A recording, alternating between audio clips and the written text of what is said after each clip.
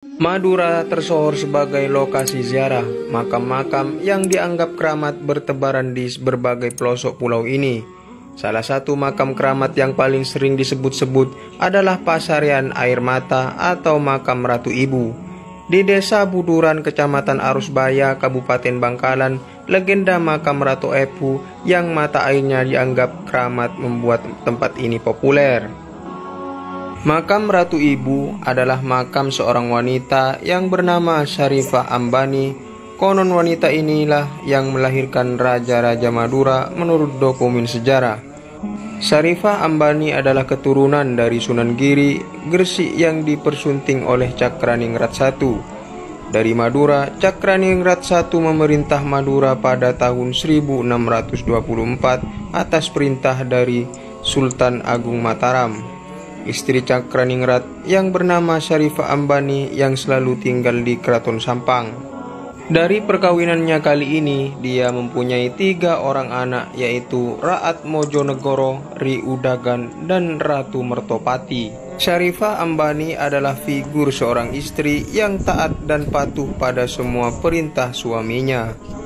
Alkisah, walaupun Penembahan Cakraningrat I ini memerintah di Madura, tetapi beliau banyak menghabiskan waktunya di Mataram, membantu Sultan Agung.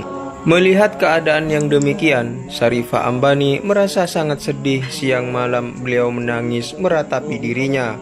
Akhirnya beliau bertekad untuk menjalankan pertapaan. Kemudian bertapalah Syarifah di sebuah bukit yang terletak di daerah Buduran Arusbaya. Dalam tapanya, beliau memohon dan berdoa semoga keturunannya kelak sampai pada 7 turunan dapat ditakdirkan untuk menjadi penguasa pemerintah di Madura. Dalam pertapaannya itu, secara rohaniah, beliau bertemu Nabi Khidir alaihissalam. Dari pertemuan itu, beliau memperoleh kabar bahwa permohonannya dikabulkan. Betapa senangnya hati beliau, akhirnya beliau bergegas pulang kembali ke Sampang. Selang beberapa lama kemudian, Penambahan Cakraningrat I datang dari Mataram. Diceritakanlah semua pengalaman semenjak suaminya berada di Mataram, bahwa beliau menjalankan pertapaan, dan diceritakan pula hasil pertapaannya kepada Penambahan Cakraningrat I. Setelah selesai mendengarkan cerita istrinya itu, Penambahan Cakraningrat bukanlah merasa senang. Akan tetapi, beliau merasa sedih dan kecewa terhadap istrinya. Mengapa beliau hanya berdoa dan memohon hanya 7 turunan saja? Melihat kekecewaan yang terjadi pada diri Penambahan Cakraningrat ini, beliau merasa berdosa dan bersalah terhadap suaminya. Setelah Penambahan Cakraningrat kembali ke Mataram, beliau pergi bertapa lagi ke tempat pertapaannya yang dulu. Beliau memohon agar semua kesalahan dan dosa terhadap suaminya diampuni dengan perasaan sedih. Beliau terus menjalani pertapaannya, selalu menangis dan terus menangis, sehingga air matanya mengalir membanjiri sekeliling tempat pertapaannya membentuk sendang. Arti dari sendang tersebut, kolam di pegunungan dan sebagainya yang airnya berasal dari mata air.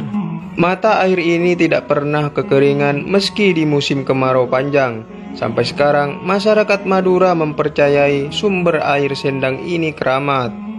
Terlepas dari masalah percaya atau tidak, air sumur ini diyakini sejumlah orang membawa khasiat jika diminum bisa menyembuhkan penyakit, dan buat para pedagang memerciki barang dagangannya dianggap bisa memperlancar rezeki.